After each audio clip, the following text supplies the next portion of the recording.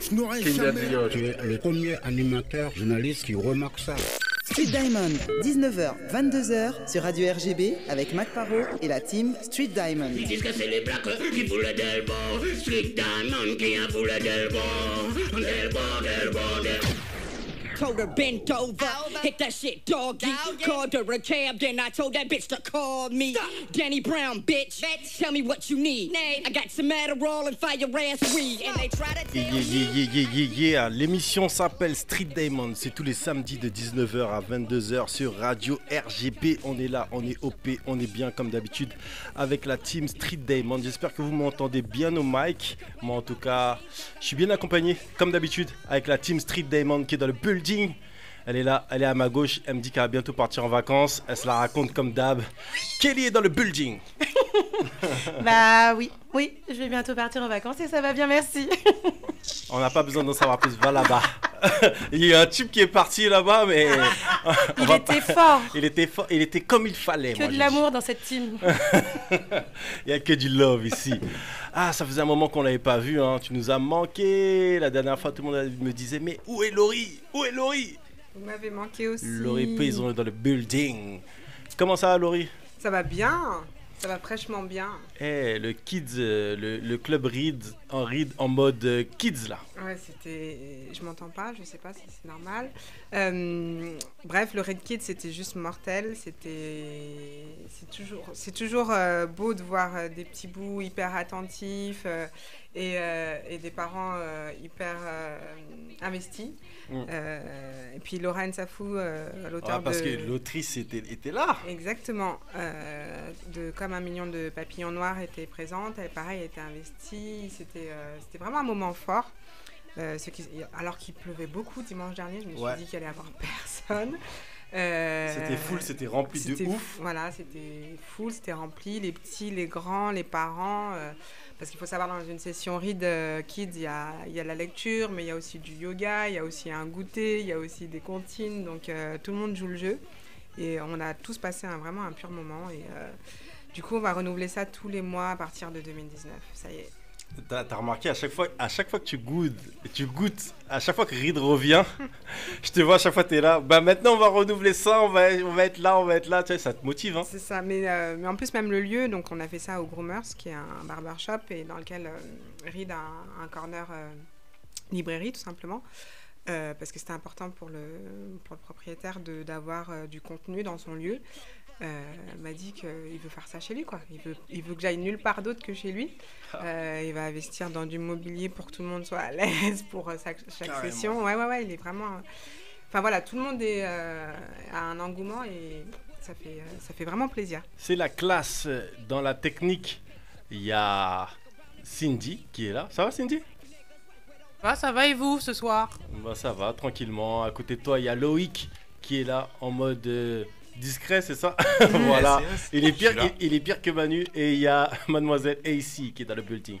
Si, comment allez-vous? Ça va et toi? Je suis revenue un peu plus fraîche, on va dire, hein, réparée. Et surtout que t'avais enchaîné une scène là, t'as enchaîné par une scène récemment, il y a 2 semaines. C'était la semaine dernière, c'est vrai, j'avoue, je faisais la première partie de Fred Wesley. Ah non mais Fred Wesley, t'as vu, tu vois ce que je veux dire, donc voilà. Je vois ce que tu veux dire. Respect, je sais un peu ce qui vous kiffe bien, donc voilà, gros big up à Mademoiselle Essie qui fait le taf. Et Sharon. Gros big up à la fonction, le groupe. Et la fonction aussi, bien sûr. Et Sharon est dans le building. Sharon, comment tu vas? Ça va, tranquille. Très bien, très content d'être là. Ouais, bah nous aussi, et là, on est content, on a une super rubrique là qui s'annonce, donc vous connaissez déjà le principe de l'émission, hein, c'est 19-22, on a commencé par une playlist, ça a duré un petit peu tranquillement, le temps de se mettre en place, le temps de se mettre bien, mais en tout cas sachez que comme d'habitude, hein, le topo il est simple, hein. On va parler, il y a notre invité qui est présent, je ne le dévoile pas encore, soyez sages, tranquillement, ça se passe bien. Et bien sûr, on va, dans la deuxième partie de l'émission, on sera en mode S'Express Yourself. Donc la thématique de S'Express Yourself aujourd'hui, c'est les préliminaires. Donc les préliminaires, on vous a posé des questions sur Insta, sur Facebook. Les gens ont participé, vous avez joué le jeu. Comme d'habitude, à chaque fois pour s'express yourself, vous êtes opérationnel. Donc on va vous respecter, on va faire un truc bien comme il faut. Et je pense que ça va intéresser pas mal de personnes. Donc messieurs et mesdames, soyez bien attentifs, tout simplement. Donc vous connaissez déjà le principe de l'émission, on reçoit toujours un invité. Donc aujourd'hui, comme d'habitude, on a un invité de choix et il nous rejoint, il est avec nous tout simplement pour nous parler de son livre. Attends, je bégaye un petit peu, mais c'est l'émotion, parce que voilà, quoi, tu vois. Là, c'est pas n'importe qui, c'est pas n'importe quoi. C'est un livre qui est un petit peu important. C'est un petit peu pour ça que j'ai passé le son de Kerry avant, qui vient du dernier album de Kerry, n'est-ce pas? Donc un morceau qui s'appelle Blues, qui parle aussi de la position des Noirs en France. Et je pense que c'était un morceau aussi qui est tout simplement important. Il est là, il est dans le building et il s'appelle Naïl Verndoy. Comment tu vas, Naïl? Très bien, merci. Merci pour l'invitation. J'étais très bien reçu. J'ai très bien mangé aussi. Faut le dire ça. Faut le dire pour les voilà. prochains invités, comme ça va les faire bien. C'est ça, comme ça les prochains invités, ils savent qu'ils sont bien reçus. C'est important aussi pour nous de bien recevoir les gens. On a été éduqués comme ça, donc c'est normal de reproduire ça tout simplement. Et donc pour nous, c'était super important de te recevoir déjà pour plusieurs raisons. Mais la première raison est que tu as écrit un livre avec Grégoire Fauconnier qui s'appelle Noir entre peinture et histoire. Donc un livre qu'on peut retrouver partout. Vous pouvez aller à la FNAC, vous pouvez aller partout et vous allez retrouver ce livre. Je vais faire mon avocate et dans les bonnes librairies indépendantes qui ont besoin de soutien pour continuer à vivre. Et n'allez pas sur forcément les big librairies, comme dirait allez, soutenez. Voilà, c'est bon, on a fait notre message. Ouais. Voilà, c'est important. Donc, je vous l'ai dit, ce samedi, on reçoit l'historien Naïl Verndoy. L'enseignant a coécrit le livre Noir entre peinture et histoire avec son confrère Grégoire Fauconnier. Pour les deux hommes, le constat était simple. Il n'existait aucun ouvrage en version française qui revisitait l'histoire de l'art à travers la représentation des Noirs dans la peinture occidentale. Qui sont ces Noirs? Sujet des œuvres de Picasso ou encore Rembrandt. Et autant de questions que nous allons poser au Black Packer Naïl Verndoy qui est avec nous. Donc encore une fois, bonsoir Naïl. Voilà, on est en place, on est bien. Donc déjà, tu es prof d'histoire, prof certifié. Exactement. Qu'est-ce qui t'a poussé à aller dans cette direction? Parce que tu n'es pas que prof d'histoire, hein.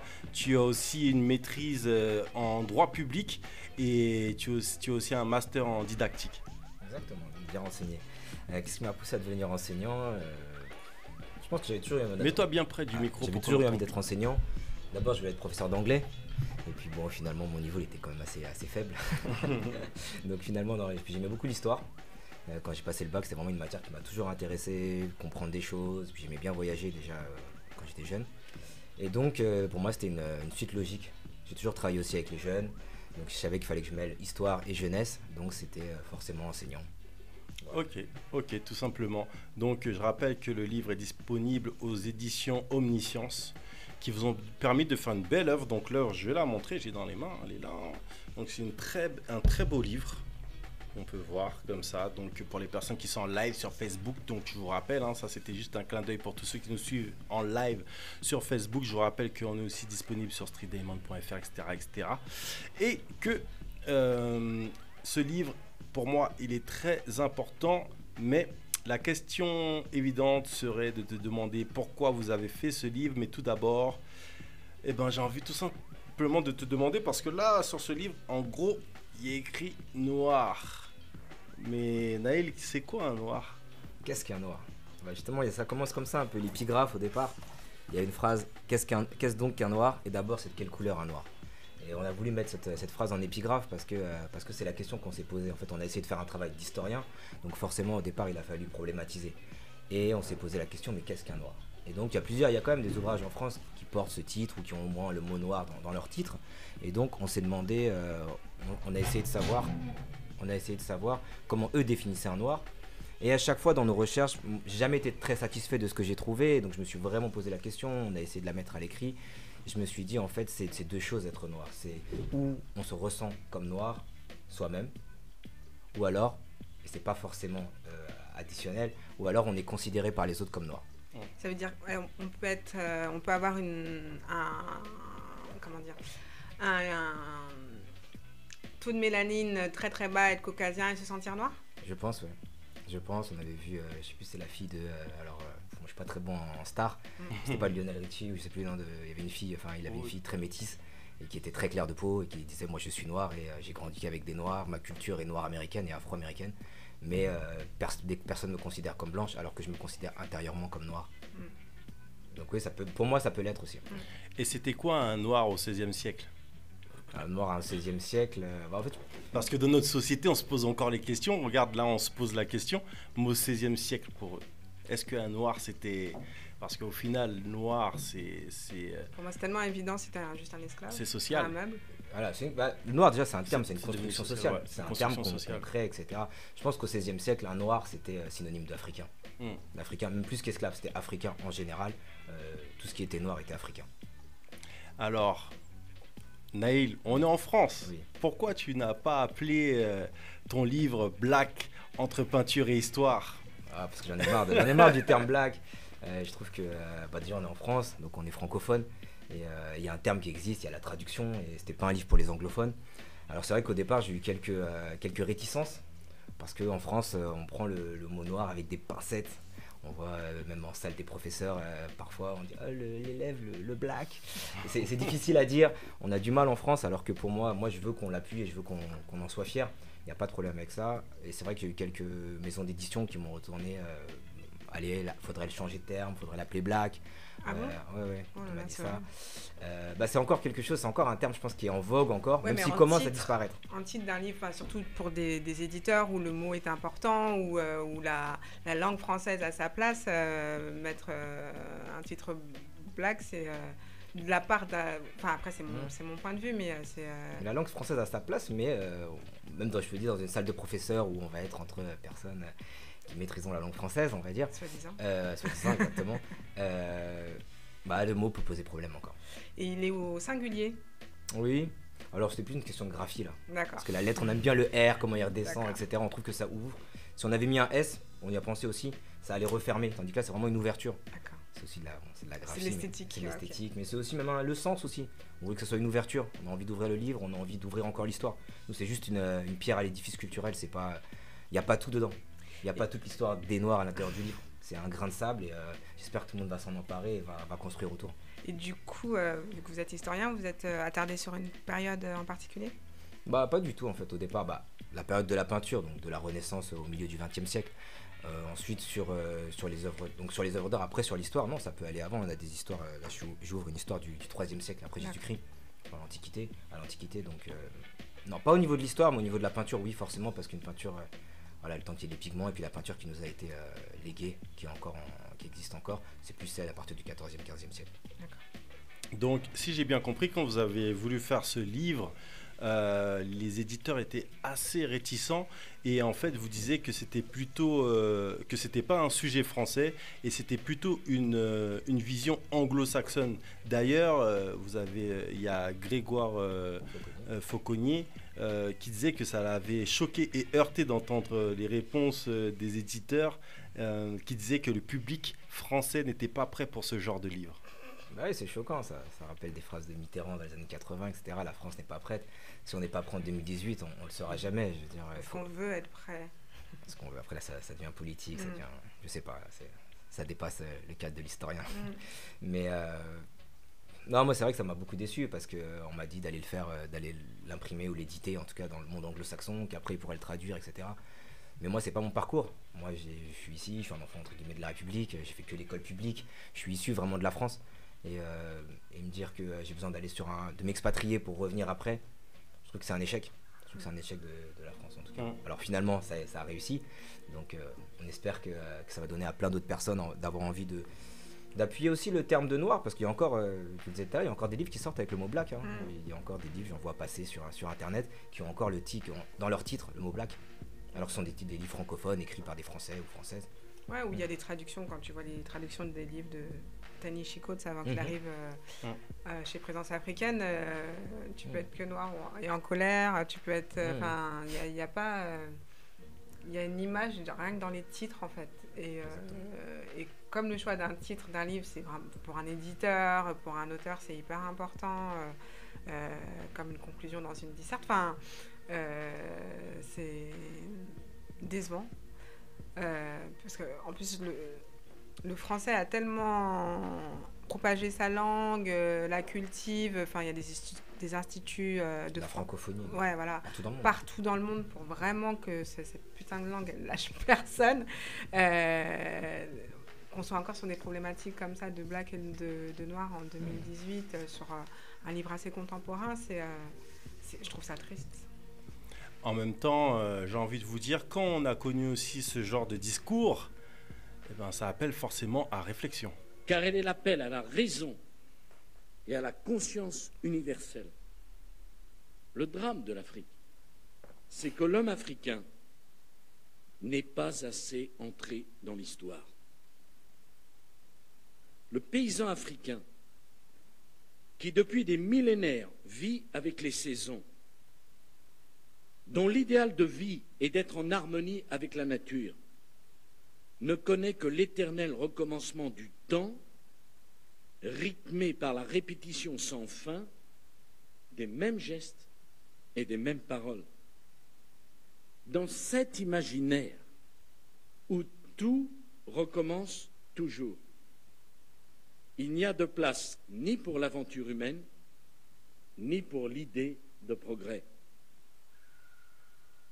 C'est ce qu'on appelle un bomboclat. Non, mais là, c'est un truc de malade parce que justement, tu vois, lorsque tu entends ce discours de Nicolas Sarkozy et quand toi, tu fais ton travail d'historien, ça doit te rendre fou intellectuellement parlant et même humainement parlant. Je vais même te employer un peu un mot familier, ça donne la rage en fait. Ça donne envie vraiment de surpasser, d'aller à la bibliothèque et de bosser. Moi, ça, quand j'ai entendu ce discours, je me suis dit, waouh, il y a tellement de travail à faire. Et je pense que le livre, il s'est introduit en contre-pied vraiment de ce discours. Et voilà, l'Afrique aujourd'hui, elle a été décrétée comme une périphérie du monde, mais par les autres. Pas par les Africains eux-mêmes, c'est les autres qui ont dit l'Afrique c'est une périphérie. Mais c'est pas une périphérie, c'est un monde comme les autres. Ouais, c'est une périphérie où ils pompent depuis toujours, quoi. C'est ça qui est assez drôle. Mais ouais. Mais justement, pour me dire là-dessus, il faut que les Africains, justement, ils prennent conscience. Ok, on dit ce qu'on nous a appris, etc. Bon, on en parle beaucoup, mais il faut pas oublier ce qu'ils ont donné. Et moi, c'est l'objectif de ce livre avec Grégoire Fauconnier, parce que c'est un ami aussi, mais c'est notre objectif, c'est de montrer que l'Afrique a donné des grands hommes, des grandes femmes au monde, à l'Afrique, mais aussi au monde entier et à l'Europe notamment. Et bien justement, on a parlé d'Afrique et d'histoire. Et ben à partir de quelle période, de quelle période on commence à retrouver des Noirs dans différentes œuvres? Dès qu'il y a la peinture, dès la Renaissance. Donc on a des tableaux de Véronèse, etc. Alors nous, on n'est pas remonté jusque-là, mais il y a même des traces. Il y a un historien polonais qui a travaillé là-dessus, sur les peintures pariétales, c'est-à-dire préhistoriques, où on aurait des personnages noirs. Alors là, bon, je suis pas préhistorien, je suis historien, donc je m'arrête à la Renaissance. Mais dès la Renaissance, donc 14e siècle, fin du 14e siècle, tout de suite, on a des personnages noirs représentés. Alors au début, c'est vrai qu'on a une standardisation, on va dire, des visages, où on a le même visage représenté 6-7 fois dans le tableau, notamment dans Véronèse. Mais après, c'est vrai qu'on va commencer à peaufiner un petit peu, à essayer de travailler vraiment les traits du visage, les pigments de la peau aussi, parce qu'au début, ils ont tous la même couleur. Il y a un seul marron pour tout le monde, il y a un seul nez pour tout le monde, il y a les mêmes cheveux pour tout le monde. Voilà. Et puis après, c'est vrai que ça va se travailler, ça va se peaufiner, ça va s'affiner. Et vous, comment ça s'est passé au niveau des recherches du coup? Alors au départ, on a fait un recensement. Quand j'ai trouvé l'idée, j'ai dit il y a quelque chose à faire, vraiment il faut bosser là-dessus. Je pensais en trouver, je sais pas, une centaine. Vraiment, pourtant j'aime bien les musées, etc. Mais je pensais pas en trouver autant. Et en fait, finalement, j'en ai trouvé des milliers. Mais vraiment des milliers. Et à un moment, on a dit mais stop, là, ça fait 5 mois qu'on est dessus, on a une liste, on a, je sais pas, 14-15 pages de Word. Stop, on arrête. Et on va essayer de les regrouper. Et là, on a fait un travail de classification. Chacun de notre côté, on s'est séparés pendant 2 mois pour le faire, pour pas trop s'orienter chacun l'un l'autre. Et donc finalement on est revenu, on avait je sais pas une vingtaine d'entrées. Puis finalement on a réduit tout de suite, peut-être en 2-3 heures de travail, on a réduit à 10 entrées qui sont finalement les 10 entrées finales. Et voilà, donc on a quelques-unes qu'on a enlevées parce que je sais pas, on voulait faire un thème sur les enfants, on l'a pas mis, on l'a introduit dans d'autres thèmes, etc. Et ce qui était super intéressant, c'était de voir que l'esclavage et la colonisation, finalement on a un thème sur la colonisation, on n'a même pas de thème sur on a un thème sur l'esclavage, on n'a pas de thème sur la colonisation. Et en fait, d'inscrire l'histoire des Noirs sur le temps long, ça montre comment la période coloniale fut courte en fait. on en parle beaucoup, etc. Je pense que la plupart, et peut-être un peu de communautaire, mais la plupart des Noirs qui font des recherches de l'histoire, ils travaillent ou sur l'esclavage ou sur l'Amérique. Alors que l'histoire des Noirs, elle est tellement plus large et on travaille sur tellement d'autres entrées. Donc voilà. Je vous rappelle que vous êtes bien sur Street Diamond, 19h-22h sur Radio RGB et nous sommes avec Naïl Verndoy, historien qui a coécrit avec Grégoire Fauconnier le livre Noir entre peinture et histoire. Donc il y a encore pas mal de choses à se dire par rapport à ce livre qui est vraiment hyper intéressant et que je vous conseille. L'une des choses qu'il faut dire sur ce livre, c'est qu'il y a une réelle démarche de vulgarisation de l'art et notamment de la représentation des personnes, parce que mine de rien, dans notre société, on a une certaine façon d'imager, d'imaginer, de voir l'homme ou la femme noire, et donc du coup, ça joue sur les représentations, et il y a aussi ce côté vulgarisation qui est aussi, je trouve, très important, c'est-à-dire qu'il y a souvent il y a plein de livres d'art, il y en a des milliers, si ce n'est des millions, et on voit qu'il y a souvent un langage, des fois qui est même difficile à appréhender. Et là, du coup, monsieur, madame, tout le monde, on peut s'intéresser. Ça permet même, quelque part, de mettre un premier pied dans le monde de l'art. C'est vrai, alors c'était notre objectif depuis le début. En fait, c'est un livre d'histoire en format livre d'art. Nous, on est des historiens, on n'est pas des historiens de l'art. Néanmoins, pour le faire, j'ai dû lire pas mal de livres d'art et honnêtement, ça me plaît pas trop parce que y a un fil rouge, il faut lire du début à la fin, on est obligé de se taper les 200 pages. Et quand on voit un tableau, on veut des informations sur le tableau, on les a pas. Il faut lire pas 5 pages après, 5 pages avant. Et ça m'intéressait pas. Je pense qu'il y a un parallèle, c'est que nous, on est enseignants tous les deux. Donc on a l'aspect pédagogique, didactique, etc. Et donc on avait vraiment voulu le mettre à la portée de tous. Et c'est vrai que le terme vulgarisation, parfois on l'entend, il est péjoratif, on dit c'est pas scientifique, etc. Mais je peux vous promettre, pour avoir fait d'autres mémoires ou d'autres livres d'ailleurs, que vulgariser, c'est plus difficile que de faire la somme de tout, que de tout mettre. Alors il y a un autre terme qui est un peu plus amélioratif, c'est le terme démocratiser. Donc nous on a vraiment voulu démocratiser l'art et l'offrir à la portée de tous. C'est-à-dire là il y a le tableau sur la page de droite, la peinture en photographie, et sur la page de gauche tout de suite on a les informations. On a une petite partie, une rubrique pour aller plus loin, si vraiment des gens ont envie de faire d'autres recherches. On a une mini-biographie, mais c'est vraiment cet objectif de donner à tout le monde. Et là, par exemple, là, sur mon Insta, on voit plein de photos, des vidéos d'enfants qui passent les pages. Ils ne savent pas lire, mais ils passent les pages. Et pour moi, c'est une réussite. Je suis super content parce que c'était l'objectif, c'est de me dire, voilà, des enfants... un petit message à mon cousin en Finlande qui est son fils, il lira jamais le français mais il passe les pages, il est métis et il peut regarder des peintures avec des personnes plus ou moins qui lui ressemblent et pas être comme moi quand j'étais petit à voir que Arnold et Willy et les flics de Beverly Hills qui me ressemblaient en fait à la télévision et dans les médias. Ouais, c'est ce qu'il y a de fort aussi dans ce type de livre, c'est que en fait t'as une sensibilité à l'art qui peut se développer rien qu'en ouvrant ces pages. Et c'est ça qui est hyper intéressant, qui s'intéresse à la peinture, qui s'intéresse à la photo, qui s'intéresse aux différents courants artistiques. Et moi qui suis la fondatrice de RID, c'est vraiment il y a des gens qui ne rentrent pas dans les librairies. C'est pas dans leur culture d'aller dans une librairie, d'aller dans une bibliothèque. Et ça veut pas dire qu'il n'y a pas de choses pro ou d'aller dans le musée. Interpréter l'art, c'est complètement personnel. On n'est pas obligé d'avoir un master ou faire des études de beaux-arts pour comprendre une œuvre. Une œuvre, c'est censé toucher et c'est son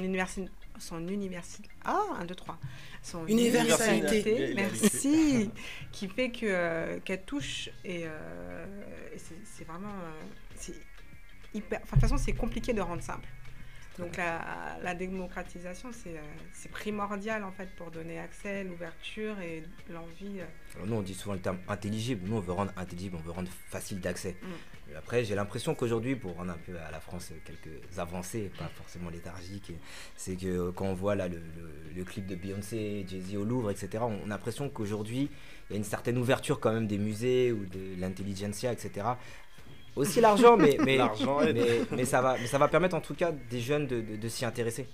Je pense qu'il y a des gens qui regardent le Louvre. Maintenant, il y a un parcours. Je sais pas, faudrait voir les chiffres. Oui, c'est de la communication positive pour le Louvre et les musées en général, oui. Voilà.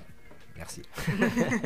Alors pourquoi selon toi il y aurait besoin de ce genre de livre en Europe et traduit en plusieurs langues? Tu l'as évoqué là tout de suite par rapport à ton neveu en Finlande, mais pourquoi il serait si important? Parce que je pense que maintenant il y a un mouvement plutôt afro-européen qui est en train de se construire, plutôt que chaque nation, on essaie peut-être de construire quelque chose un peu de Black Studies européenne. Et donc ouais, je pense, moi je voyage beaucoup et on en a parlé tout à l'heure, mais donc, quand tu ailles en Irlande, que tu ailles en Finlande, en Suisse, etc., il y a des communautés noires dans toute l'Europe. J'ai même vu un mouvement un peu autrichien qui est en train de se développer. Voilà, donc partout en Europe, il y a une communauté noire. Il y a du métissage. Voilà, et c'est pas du métissage qui date, et c'est ça que le livre veut montrer, c'est pas du métissage qui date des années 70, des années 60. Il y a eu des métissages au 18e siècle, au 19e siècle, au 16e siècle au Portugal. C'est pas quelque chose de nouveau. Il y a du métissage en Europe, c'est un fait. Et donc, je pense que tout le monde a besoin de s'emparer de ça, de savoir que les Noirs sont en Europe, et sont là, et vont le rester aussi, mais depuis très longtemps, voire toujours. Mais justement, Naïl, les personnes ont tendance à penser que, en fait, l'arrivée de l'esclavage, c'est l'arrivée de l'homme noir, même c'est l'arrivée de l'homme noir en Europe. Alors, non, je vais répondre non. Non, mais là, justement, dans le livre, il y a une histoire assez impressionnante du 3e au 4e siècle après Jésus-Christ. Donc c'était dans l'Antiquité. Et c'est un texte qui a été perdu pendant 1000 ans, qui a été retrouvé au 15e siècle et puis après mis en tableau. Et en fait, c'est un roi et une reine éthiopienne qui ont une fille. Alors ils l'ont eu en face d'une princesse, bref, elle sort blanche. Et donc la femme la renie, elle l'envoie en Europe. Et finalement, la fille revient. Et les parents bon, je vous raconte pas toute l'histoire, il fait 600 pages, mais la fille revient et les parents ne disent mais tu n'es pas notre fille. Et finalement, elle montre son avant-bras où elle a une tache noire. Ils disent mais si, mais si tu es noire, c'est que tu es notre fille. Donc il y a toujours eu ce que je me montrais, c'est que ça, c'est au 3e siècle. Et on avait déjà un questionnement sur l'altérité, sur qui est l'autre, sur quelle est ta couleur, sur qu'est-ce que tu peux nous apporter, quel est ton parcours, sur cette différence aussi. Parce que finalement, il y a une différence de couleur aussi. Et donc ça a toujours été, pour moi, c'est pas quelque chose qui est arrivé avec l'esclavage. Et malheureusement, c'est quelque chose qu'on me ressort tout le temps. C'est vraiment c'est la sempiternelle histoire de l'esclavage. Ah, tu travailles sur les Noirs. Ah, tu travailles sur l'esclavage. Tu travailles sur l'esclavage. Ah, ton livre, il parle de l'esclavage. Non, il parle pas de l'esclavage. Il en parle, mais pas que de ça. C'est important de dire ça. En plus, l'esclavage, c'est juste un élément qui apparaît à un moment donné dans le livre, mais c'est juste un élément parmi 10 autres. Donc, il y a pas mal de chapitres. Les artistes noirs, qu'ils soient écrivains, peintres, photographes, ne parlent pas que d'esclavage, quoi. Exactement. Ils ont d'autres sujets, et c'est pareil dans les livres, on dit « Oh, c'est cool que tu fasses des livres qui parlent d'esclavage et compagnie ». Bah, en fait, non, c'est des auteurs afro, ils parlent de tout, d'amour, de justice, de famille, de plein de choses, et oui, on assimile trop noir à esclave. Et justement, moi, je voulais dire un truc, c'est que on parlait justement des peintres noirs, etc. Ben, qu'en est-il des peintres noirs dans votre livre? Alors, il y en a un seul, finalement, parce qu'en fait, moi, on a pris le prisme des peintures et des peintres européens, mais en fait, il y en a un, et donc c'est même de lui le seul que j'ai mis c'est les seules peintures avec des personnages non noirs à l'intérieur, mais elles sont réalisées par un peintre noir, qui s'appelait Juan de Parera.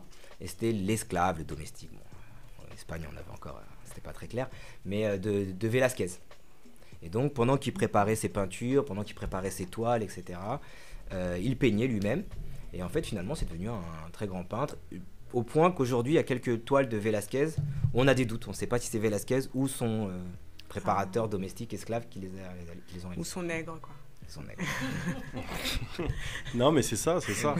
Et dans la technique, là, mademoiselle, et si le micro, il faut qu'il soit dans le bon sens. C'est-à-dire que si tu mets le micro vers le bas, ça va pas être bon. Il faut prendre le micro comme ils apparaissent dans la salle. Voilà. Ok, merci. C'est pas moi, c'est l'eau qui l'a géré. Non, c'était pas l'eau. La balance. C'est pas l'eau, c'est l'équipe d'avant. Donc, je vous rappelle que vous êtes bien sur Street Diamond, 19h, 22h, sur Radio RGB. On vous l'a dit, hein, il y a pas mal de choses à découvrir dans ce livre. On vous laissera découvrir le, entre guillemets, nègre de Velázquez, n'est-ce pas? et vous allez découvrir un homme noir, voilà, qui avait beaucoup de talent et qui est dans ce livre qui s'appelle Noir entre peinture et histoire, écrit par Grégoire Fauconnier et Naïl Verndoy, qui est dans le building avec nous. C'est un truc de malade parce que, mine de rien, Ce livre est écrit par 2 hommes, 2 écrivains, un noir et un blanc. 2 beaux gosses, faut le dire. Quand j'ai dit non mais je balance. Non, c'est vrai, c'est vrai. C'est vrai, c'est la vérité. Arrêtez avec cette image. Non. Là, moche, ils sont jeunes. Non, des historiens, tout ça. Ils sont noirs et blancs déjà. Et ils sont jeunes. Ils sont noirs. Ils sont beaux gosses. Et quand j'ai dit qu'ils allaient venir dans l'émission, j'ai reçu des messages directs. Donc déjà, big shout out aux personnes qui envoient des messages sur Insta. Pour dire que voilà, c'est des personnes, je pense que voilà, elles respectent aussi le travail, suivent le travail et c'est important, n'est-ce pas? Et donc voilà, il y a un public qui les suit et qui apprécie leur taf et qui les trouve bien. Donc c'est important de le dire aussi que il y a aussi non mais par rapport parce qu'on a des chercheurs. C'est important de dire que en fait, tu sais, on a cette pour caricaturer comme on aime bien caricaturer, hein, comme dans les films où tu vois toujours le vieux professeur avec ses lunettes et sa beubare. Eh ben non, tu peux être aussi frais et opérationnel, tu vois ce que je veux dire? Donc ça existe. Donc, et je pense que aussi ce genre de projet et la mise en avant de certains historiens, parce que les historiens ne sont pas forcément ceux qu'on voit le plus à la téloche, donc ça permet aussi peut-être à des jeunes de s'identifier à eux, que ce soit des jeunes blancs ou des jeunes noirs, des jeunes mecs de Paname, de province ou d'ailleurs, et que ça peut donner des vocations. Donc un big up à vous messieurs pour ça. Merci. Donc tu voulais dire quelque chose? Oui, j'avais une question sur justement l'art contemporain, alors on va même dire l'art d'aujourd'hui. Il y a de plus en plus d'artistes, j'oublie des noms, c'est un peu dommage, afro-américains qui reprennent des œuvres classiques et qui mettent des personnages noirs. Est-ce qu'il y a cette place? Est-ce que vous avez étudié ce côté-là? Voilà, non, mais j'ai vu par exemple le travail d'Omar Victor, qui est un photographe qui se met en scène et tout. C'est super ce qu'il fait. Il a fait notamment Jean-Baptiste Belay, etc. Non, nous on s'est arrêté au milieu du XXe siècle. Déjà pour question de droit d'auteur au départ. Finalement, après, ça posait plus trop de problèmes. Mais on s'est arrêté aussi parce que c'est vrai qu'après la Seconde Guerre mondiale, il y a vraiment une plus grande arrivée de personnages d'Afrique, de personnes d'Afrique qui arrivent en Europe. Et je pense que le regard change en fait. Et puis la photographie aussi diminue, la peinture régresse justement au profit de la photographie. Donc c'était plus vraiment les mêmes entrées. Et, c'est pour ça d'ailleurs aussi qu'on a pris seulement le prisme européen et qu'on n'a pas pris le prisme américain. Parce qu'aux États-Unis, il y a toute une histoire qui est complètement différente. Et les peintres américains, justement, eux, ils sont plus focalisés sur l'esclavage par exemple que les peintres français et européens. Beaucoup plus de peinture, d'esclavage aux États-Unis par les Américains. Et en même temps, est-ce que justement tous ces artistes américains qui se réapproprient le classique, la peinture du moins dite classique, est-ce que c'est pas parce qu'ils n'ont pas vu votre bouquin déjà? Ah si, mais justement il faut leur envoyer là. J'imagine qu'il va être traduit. On espère, ouais, c'est en bonne voie parce que là, c'est vrai que là il y a de très bons retours. Franchement, c'est impressionnant parce qu'on s'attendait pas à ça. C'est pas un livre qui veut faire le buzz en fait. Hein. Vraiment, c'est pas un livre qui a pour objectif de faire le buzz. C'est un livre qui a pour ambition de s'imposer un petit peu dans la postérité, rester, que les gens s'en emparent, que les histoires, nous on l'a fait en 3000 signes, on peut en faire une thèse sur n'importe quel de ces personnages. Donc nous on veut juste donner une entrée, des billes, et s'il s'inscrit dans la postérité et qu'il est traduit, je serais très content. Ça veut dire que les gens seraient prêts? Finalement. En tout cas, les retours viennent de la base. C'est vrai que pour l'instant, c'est vraiment la base moi, les soutiens que je reçois, mais je reçois vraiment tous les jours des messages sur Instagram, etc. C'est super, franchement, ça touche. Des messages vraiment, même intimes, j'ai envie de dire, sur l'enfance de la personne, écoute, quand j'allais à l'école primaire, on faisait des sorties, j'en voyais jamais, il n'y avait rien qui me représentait, etc. Et tous ces petits messages que je reçois vraiment quotidiennement, et les photos d'ailleurs que je reposte, que j'essaie de reposter, mais il y en a pas mal, je suis en retard, ça touche, et je me dis, ouais, le travail, il est réussi. Le travail, il est là, on a réussi. Avec Greg, on a réussi. À quel moment le corps noir devient un sujet? Alors, nous, c'est vraiment comme ça qu'on a essayé de traiter le livre. On a essayé de passer de... Parce que c'est vrai que les noirs sont souvent l'objet. Et nous, on voulait vraiment que ça soit un sujet. Et je pense que c'est vraiment seulement au 19e siècle qu'on commence vraiment à étudier le corps noir pour ce qu'il est vraiment. C'est-à-dire, on va essayer de voir les pigmentations, on va essayer d'aller dans le détail, on va essayer dans le détail des cheveux aussi, on va essayer de faire des cheveux crépus. Et on va pas s'arrêter seulement à des traits négroïdes parce que, nous, les Français, on va dire, on est parti sur la partie occidentale de l'Afrique. Et donc, on a vu des traits un peu négroïdes, qu'on a appelé négroïdes ou conchoïdes d'ailleurs, quand on est parti plus au sud, surtout les Belges. Et finalement, quand on va de l'autre côté, moi, par exemple, je suis allé en Éthiopie, Les traits négroïdes, ça n'existe pas là-bas. Ouais, ça n'existe pas. Ils ont des traits super fins, bien plus fins que les Suédois. Donc voilà, je pense que c'est seulement au 19e siècle qu'on commence à s'emparer de l'intégralité et de plus voir seulement l'objet, mais de voir vraiment le sujet, la personne que j'ai en face de moi, et essayer de lui faire... je sais pas, comme dans Jean-Baptiste Belay, un sexe proéminent, ou les femmes du XVIIIe siècle avec des croupes, des hanches, des poitrines exubérantes, mais c'est de voir une femme noire comme elle est réellement, un homme noir comme il est réellement, et pas forcément super musclé. Et selon toi, pourquoi ce changement à partir du 19e siècle ? Il y a eu tout ce qui arrive d'historique, c'est-à-dire les abolitions, le regard, tout ce qui est passé après les Lumières, etc. Ouais, aussi un côté Léonard de Vinci qui était peut-être pas encore là. Léonard de Vinci pour aider à faire les jeux de lumière et d'ombre de lumière. La peau noire, c'est très dur à dessiner quand même. C'est lui, alors lui c'est plus 15e siècle, mais c'est là qu'il a commencé à travailler vraiment la couleur. Il est parti sur de l'ivoire calciné, enfin c'était assez... parce que c'est vrai qu'au début il faisait du marron, il savait pas comment faire. Et après, alors le noir, on représente jamais un personnage avec la vraie couleur noire, parce que sinon il n'y a pas de lumière, on le voit pas. Mais pour arriver justement à des teintes un peu plus fines, non, ça a pris du temps. Ça a pris beaucoup de temps. Ouais. Et il faut se méfier par rapport au fait de dire que c'est difficile de faire une couleur noire, parce qu'en fait justement dans la photographie en fait ça fait partie du racisme en fait, et ça a permis au fait de travailler plus vite, de travailler la photographie en fait pour privilégier les personnes plus claires.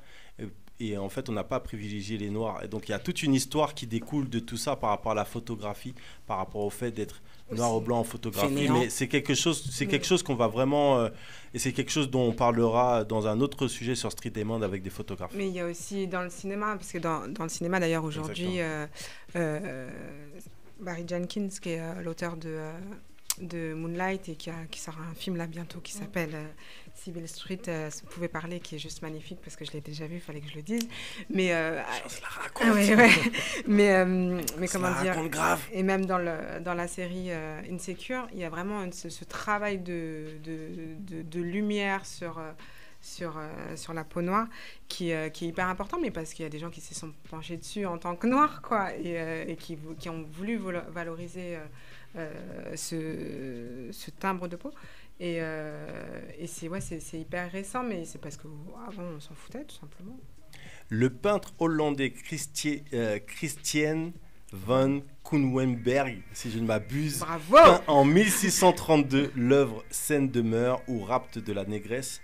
Avez-vous noté une période particulière où le corps noir devient un objet sexuel ou érotico-sexuel ? Moi, je pense dès le début de la peinture, il y avait ces côtés érotico-sexuels. Après, celle que tu cites, Christian van Koenenberg, pour moi, c'est celle qui m'a le plus choqué.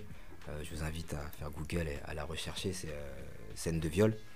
En fait, c'est une scène de viol en direct. Et donc, on a une scène de viol qui se déroule sous nos yeux.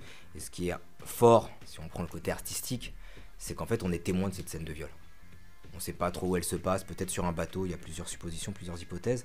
Mais on voit la femme noire qui est entourée de 3 hommes, on voit ses jambes qui sont entrelacées par celles des hommes, donc il y a vraiment l'étau qui se resserre autour d'elle, et on la voit appeler à l'aide, et puis il y a l'un des violeurs, futurs violeurs, qui nous prend à partie du doigt, et qui nous regarde, nous, les spectateurs, pour dire voilà ce qui est en train de se passer dans les possessions hollandaises.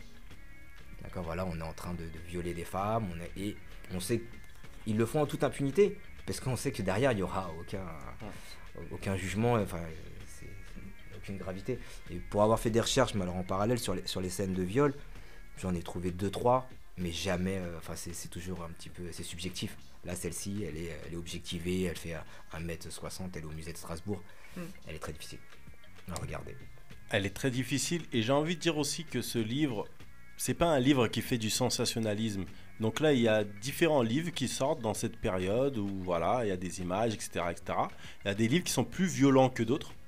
Donc chacun recherche ce qu'il veut, parce que dans la violence aussi, il y a des vérités et ça fait partie des vérités. Mais ce livre, sachez que vous pouvez regarder ce livre-là avec vos enfants, au contraire de bien d'autres livres qui sont sortis, qui sont mainstream et qu'on peut voir partout par des historiens connus et surconnus. Et ce livre-là, vous pouvez vraiment le partager avec vos enfants, parce qu'il y a vraiment, il y a toute l'histoire, il y a l'histoire positive aussi. Il suffit pas que on n'est pas en train de taper que sur la négativité. comme certains livres qui sont sortis en ce moment. Donc, mais c'est important de dire ça. C'est un livre vraiment qu'on peut vraiment partager en famille, où on peut apprendre des choses. Et j'avais remarqué que Grégoire Fauconnier avait justement appris plein de choses pendant la création de ce livre. Ouais, exactement. Après, j'avais reçu un message qui disait ce livre, c'est une dignité retrouvée.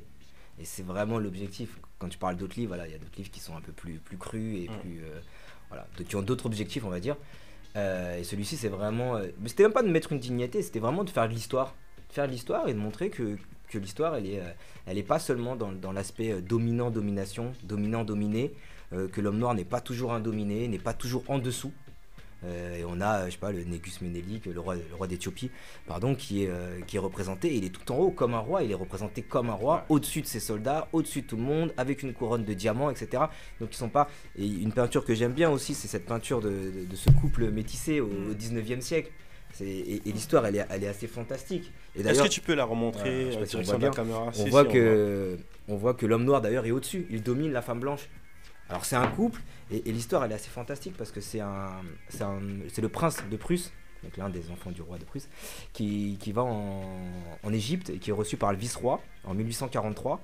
Et donc il lui fait plein de cadeaux, et puis à l'intérieur de ces cadeaux, il lui offre un petit cadeau d'un enfant noir. Donc bon, pour l'anecdote, il l'appelle Sabak El-Sher. Donc sûrement Sabah El-Khair, qui voudrait dire bonjour, qui veut dire bonjour en arabe, bonjour le matin. Certainement, ça devait être les seuls mots qu'il connaissait, donc il lui a donné ce nom-là. Finalement, il le ramène en Prusse, et en Prusse, il voit que finalement, il est quand même assez intelligent, donc il l'intègre, il lui donne des rôles militaires, etc. C'est une certaine amitié. Puis lui, il va se marier avec une Prussienne, blanche. Il va avoir des enfants, puis son fils, c'est le fils qui est représenté ici, lui-même va se marier avec une autre Prussienne blanche, donc après des métis, des carterons, des octavons, enfin toutes les divisions qu'on a inventées. Et en 2000, je sais plus, c'est en 2007, je crois, ou peut-être 2005, enfin au début du 21e siècle, quand on a décidé de faire des recherches sur ce tableau, c'est des historiens allemands, ils ont redescendu l'arbre généalogique. Et ils ont retrouvé les descendants actuels de cet homme. Et ces descendants-là sont blancs, mais complètement blancs. Et quand ils vont les interviewer pour mettre dans le documentaire, c'est un documentaire en allemand, mais sur Arte, faut le retrouver, faut aller à l'Inatech, à la BNF. Mais quand ils le retrouvent, c'est assez impressionnant parce qu'il est blanc. Et il dit mais waouh, je savais pas cette histoire. Ma grand-mère me racontait une histoire comme ça, mais nous on pensait qu'elle débloquait. Mais on savait pas. C'est incroyable. Et la personne est encore vivante et c'est des descendants de ce petit Soudanais qui a été donné en cadeau à 7 ans. Et 150 ans ou 180 ans après, on le retrouve en Allemagne. Waouh. Voilà. L'histoire elle est fantastique. Et puis il y a même des descendants qui ont servi dans l'armée nazie parce qu'on considérait qu'ils étaient assez métis pour pas être trop noirs et pour pouvoir être dans la Wehrmacht. Enfin, c'est incroyable. Wow. Ouais. Ah, c'est un vrai truc. Et je crois que l'œuvre la plus ancienne de votre livre, c'est une œuvre où il y a Balthazar. Et Balthazar, des trois mages, etc. Hein, n'est-ce pas? Donc là, c'est le côté religieux. Et justement, c'est donc la première représentation de l'homme noir finalement dans votre livre, dans votre bouquin. Et qu'en est-il de la première représentation de la femme noire? La première... attends, tac. Je pense que c'est une Néréide, je pense. Attends, je vais juste regarder. Je pense que dans les allégories, je pense que c'était pour représenter l'Afrique. Ouais, je vérifie, mais je pense que c'était... Pas trop bien révisé. Hein. Ouais, il faut que je l'apprenne par cœur. Chaque fois, je me le dis. Non, je pense que c'est pour représenter l'Afrique. C'est-à-dire, c'est Rubens, je pense qu'à chaque fois qu'on voulait représenter l'Afrique, on prenait ou une femme noire ou un animal. Je voulais pas vous le dire comme ça. Mais on prenait un animal pour montrer l'aspect sauvage et l'aspect... Attention, il y a beaucoup de femmes. Ouais, c'est pour ça que j'ai hésité à le dire. Et c'est pour ça que j'ai bugué en fait finalement. mais on prenait très souvent une femme noire pour représenter l'Afrique. Ou alors un animal sauvage. Donc un lion, un tigre, etc. Donc je pense que c'est les plus anciennes du livre. Je vous rappelle que vous êtes bien sur Street Diamond, 19h, 22h sur Radio RGB. On a tellement de choses à se dire avec l'historien de qualité qui est Naïl Verndoy. Et il nous parle bien sûr de son livre Noir entre peinture et histoire qu'il a coécrit avec son confrère Grégoire Fauconnier. Un livre super intéressant comme vous pouvez le constater. Les personnes qui n'ont pas lu le livre ou qui n'ont pas vu les images du livre, du coup, comme ça, d'emblée, qu'est-ce que vous en pensez? Sharon, t'en penses quoi un petit peu? Non, mais en fait, c'est inspirant. Moi, je suis vraiment bluffé par ce travail de recherche et voilà, le temps que tu as pu consacrer à restituer voilà, faire une sorte de fouille un peu archéologique, voilà, de retracer un peu l'histoire de chaque œuvre et de les contextualiser, tout ça. Non, c'est vraiment important. Et comme tu disais tout à l'heure, je pense qu'on est à une époque où on voit apparaître des livres, moi que je trouve assez problématiques sur justement soit la période coloniale, pas citer le livre de Pascal Blanchard, mais bon voilà, c'est dit.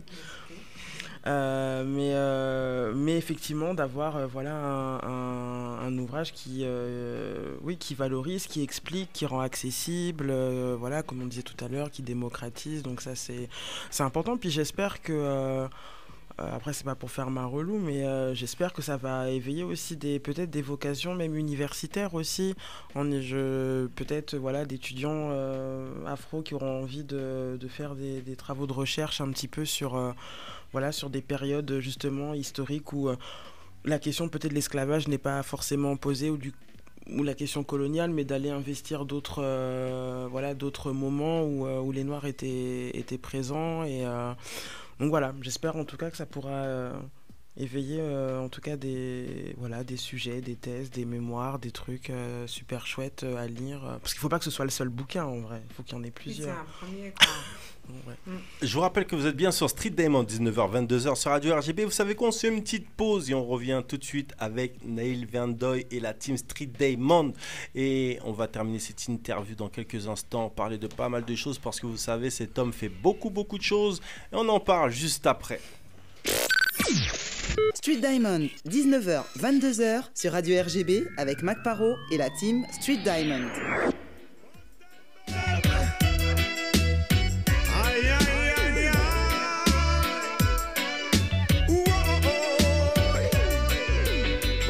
Emprisonner la liberté, comment ils assassinent la paix, ils condamnent la vérité, et ces gens nous parlent des droits de l'homme.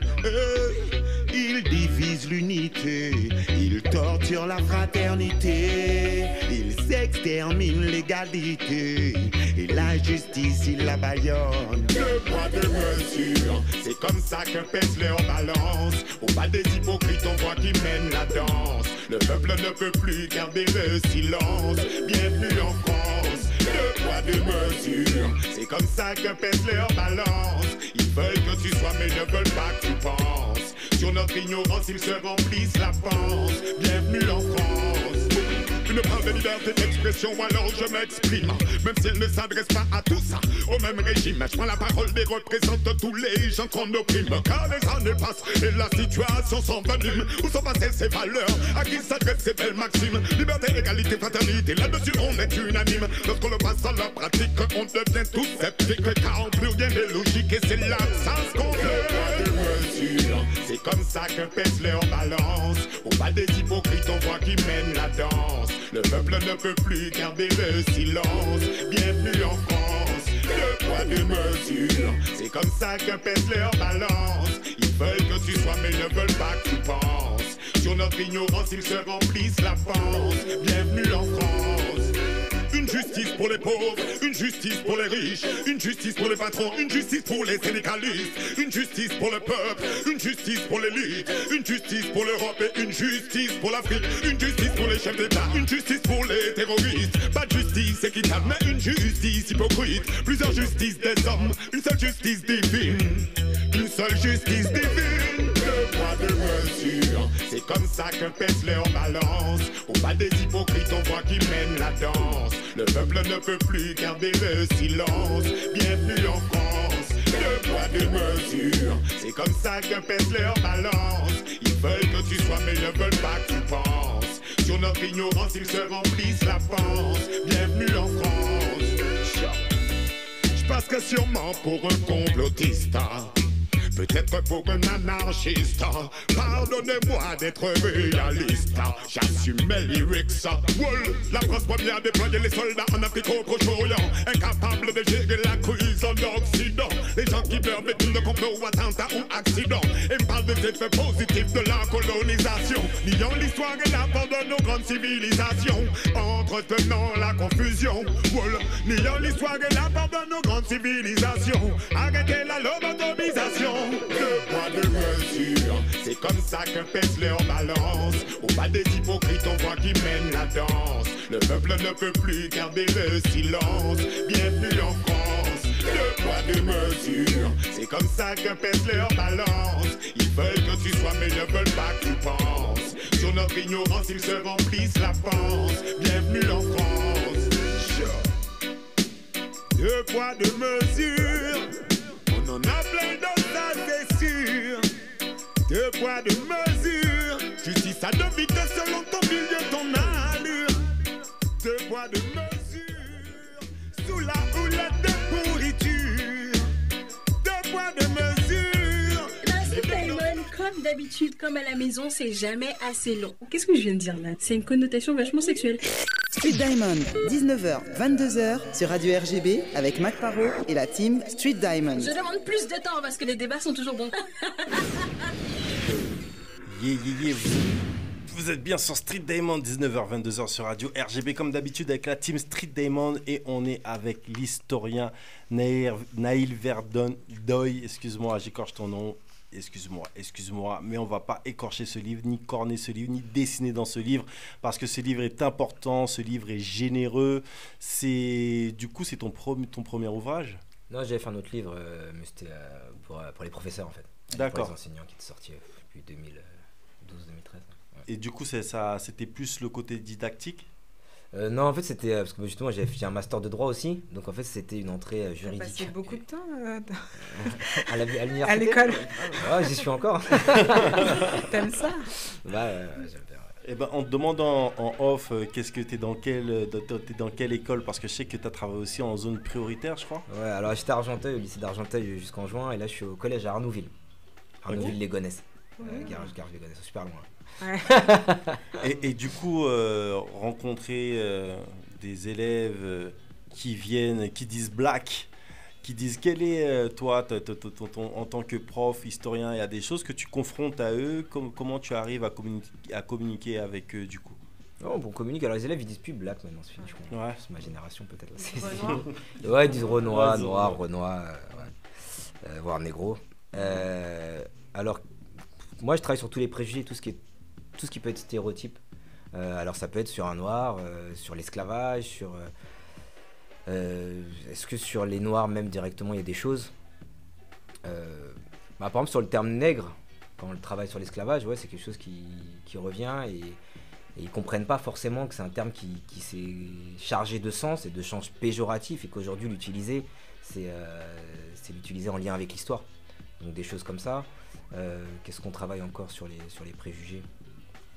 Ouais, de comprendre aussi que l'esclavage avait différents rôles, parce que c'est vrai qu'il y a des toiles qui peuvent représenter des négriers noirs et que il y avait aussi des vendeurs noirs, mais qu'en même temps on vend pas sa sœur ou son frère comme on a pu le croire pendant des années. On vend une ethnie, quelqu'un d'autre, qu'on a un prisonnier. Je veux dire, au-delà de la couleur de peau, on vend un prisonnier. C'est comme ça que l'esclavage a commencé d'ailleurs. Ouais, bien sûr, l'esclavage interne. Enfin voilà, on voit toutes les différentes. Puis même l'esclavage en Europe. En Europe, il y avait les Grecs, les Romains avaient des esclaves. D'ailleurs, le mot slave vient de cette partie-là. Pardon, excuse-moi.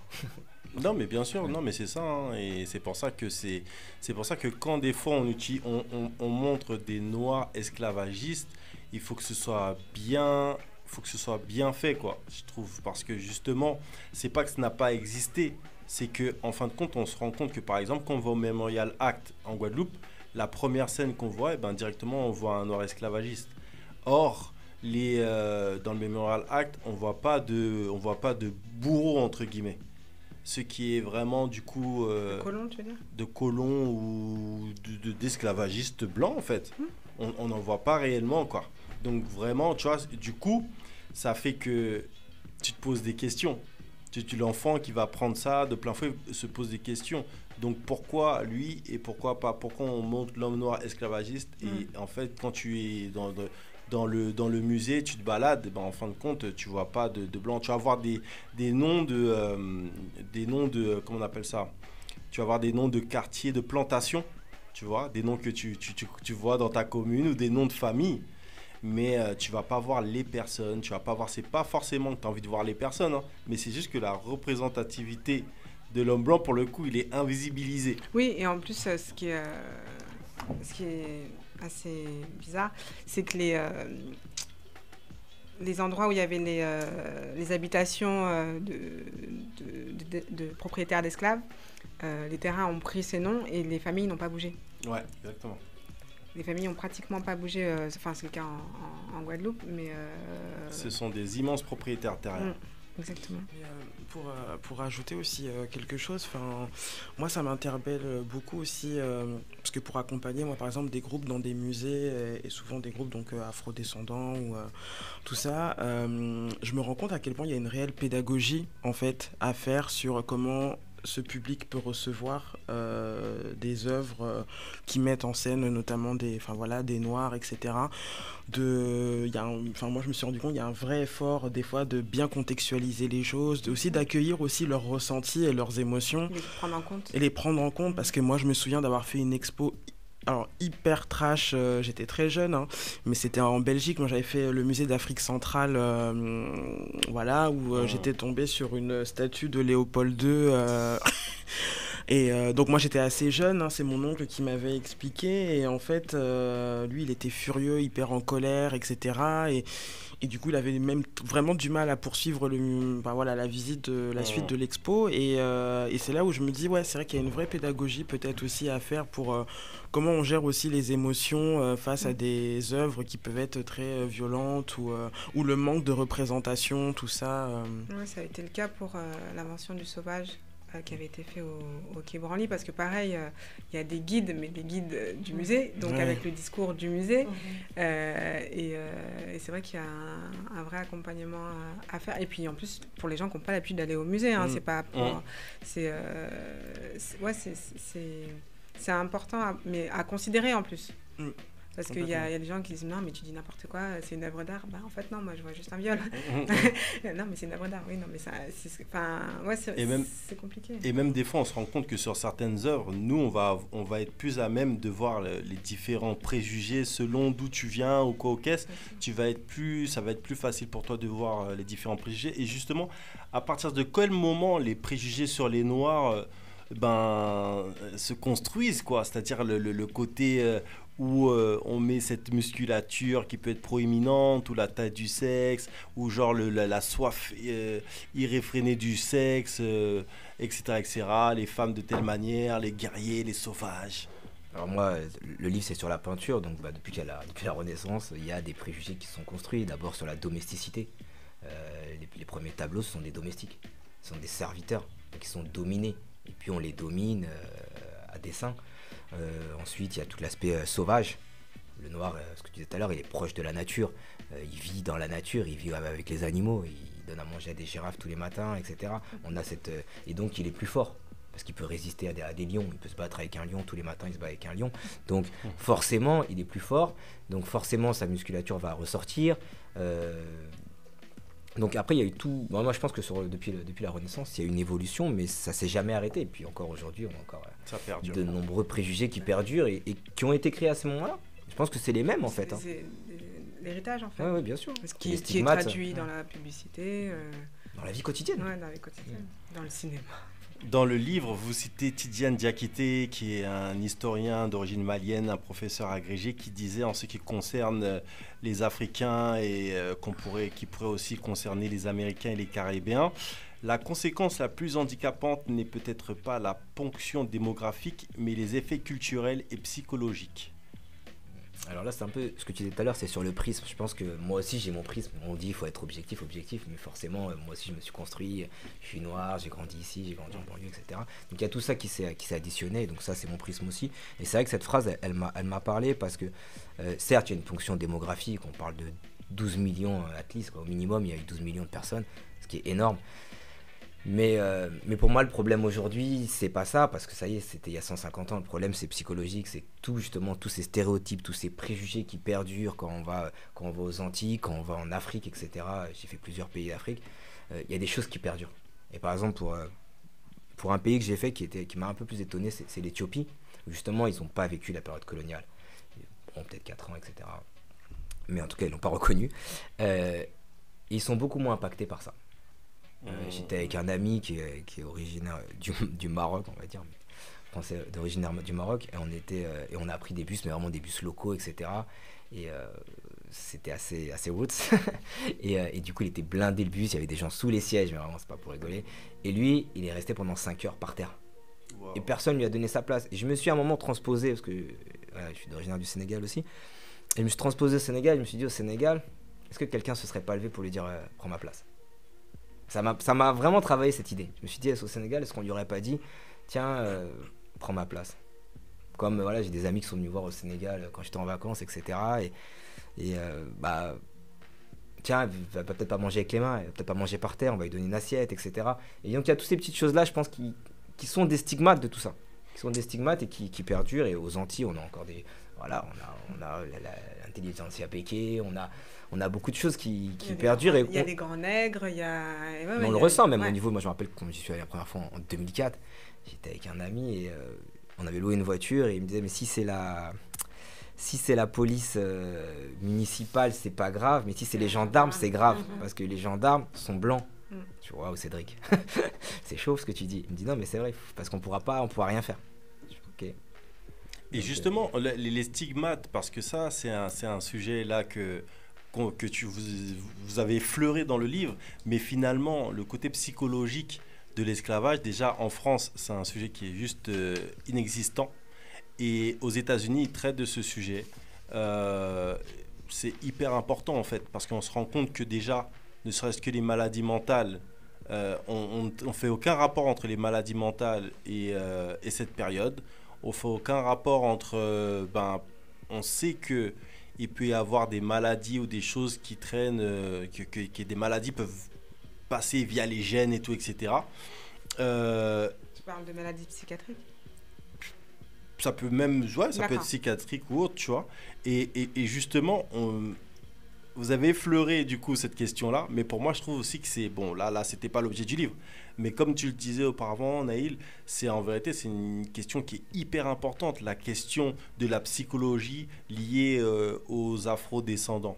À l'identité en général. Et c'est pour ça que moi, je suis fier de ce livre, parce que je me dis, ça construit notre identité. Ça construit notre identité sur 5-6 siècles, et pas sur 30 ans, 50 ans, etc. Sur du Midom ou je sais rien. C'est qu'on est là depuis très longtemps, il y a eu des rapports, il y a eu des liens, et nos ancêtres ont mis leur pierre à l'édifice. Ils ne sont pas venus dans les années 60 juste pour construire des HLM. Ils étaient là bien avant, ils ont participé à ça, ils ont participé aux guerres. Il y a tout un... Là, ils ont défendu, ils ont participé dans l'armée napoléonienne. On voit à cette époque, parce que tu parles de l'armée napoléonienne et tout, etc. Bon, j'arriverai jamais à le dire, mais... On a fait comme ça, on avait compris. Ouais, vous avez compris les gens. Mais on se rend compte aussi que c'est des peintures où du coup, l'homme noir équivaut à l'homme blanc en fait. Parce que c'est du coup, là, c'est des camarades. Sur un champ de bataille, je pense que ce soit qui te défend ou qui te protège, là tu regardes pas la couleur, c'est une question de survie et voilà, les gens qui apportent et on sait que les Noirs ont apporté bien avant les tirailleurs en plus. Les tirailleurs ont apporté, on est tous d'accord, mais bien avant il y avait déjà des apports et dans les armées au début du 19e siècle. C'est important de dire ça, l'homme noir est là depuis longtemps et on est avec... Pour longtemps. Et pour longtemps, hein, n'est-ce pas? Et il y a aussi une partie de la vie de Naïl qu'on a survolé succinctement. Il a dit, il a voyagé un petit peu partout dans le monde et c'est son côté backpacker. Est-ce que tu peux nous parler justement de ton côté backpacker, le mec qui prend son sac et qui va visiter le monde et qui, hors des circuits touristiques, qui veut vraiment découvrir la population? Bon, en fait, c'est un projet qui est parti avec un copain il y a 1 an et demi à peu près. Et justement, on partait en Éthiopie. Et comme on a pas mal voyagé tous les deux, on s'est dit, vas-y, viens, on essaye un pays où personne va, etc. Et on va à la route, on réserve rien. Et donc, on a juste pris un aller à Addis Abeba et on a pris un retour à Mombasa. Et il fallait traverser la frontière, etc. Mais on ne savait pas ce qu'on allait faire.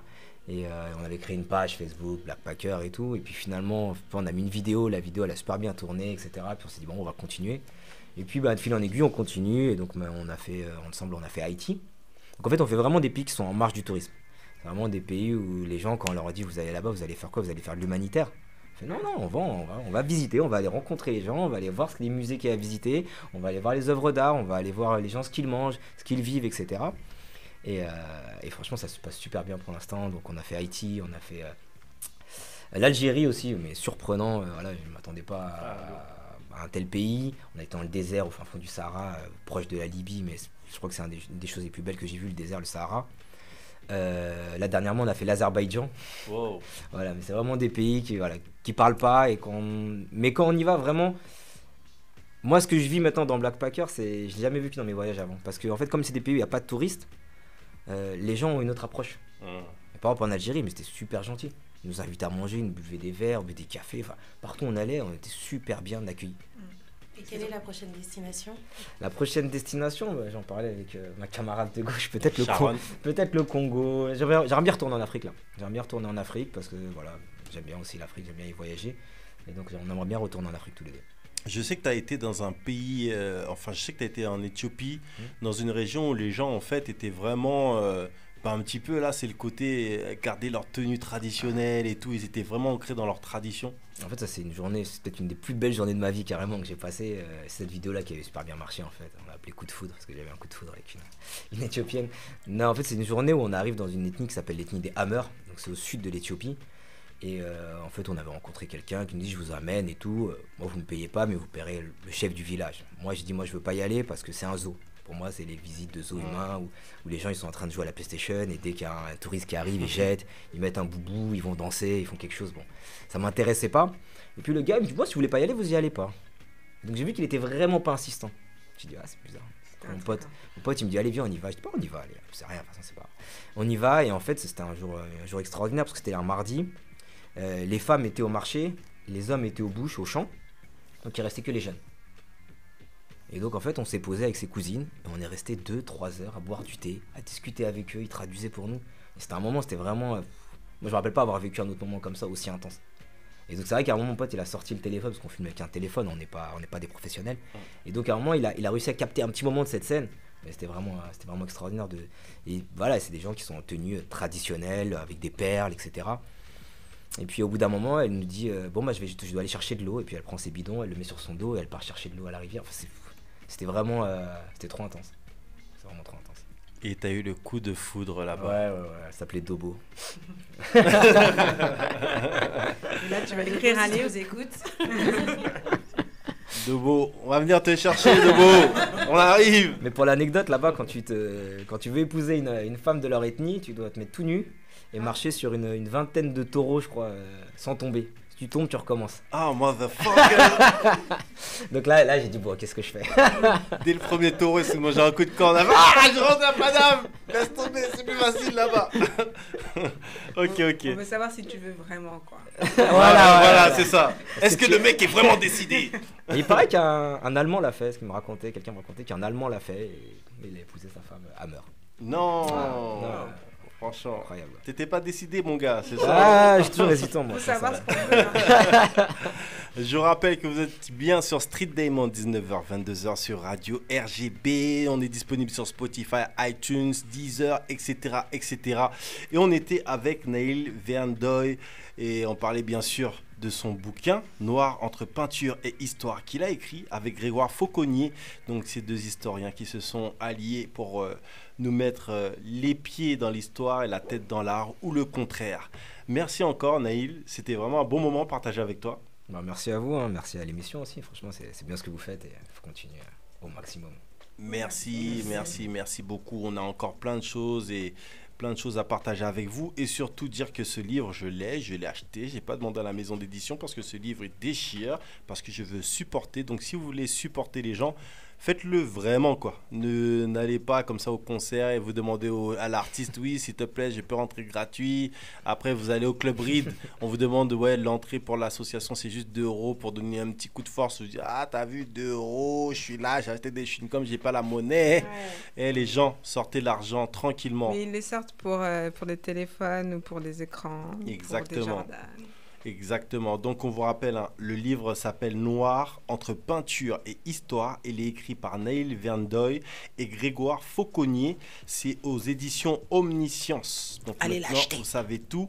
Allez l'acheter. On passe tout de suite succinctement à Reed et un petit peu d'actu très très très vite. Vous êtes bien sur Street Diamond, 19h, 22h sur Radio RGB.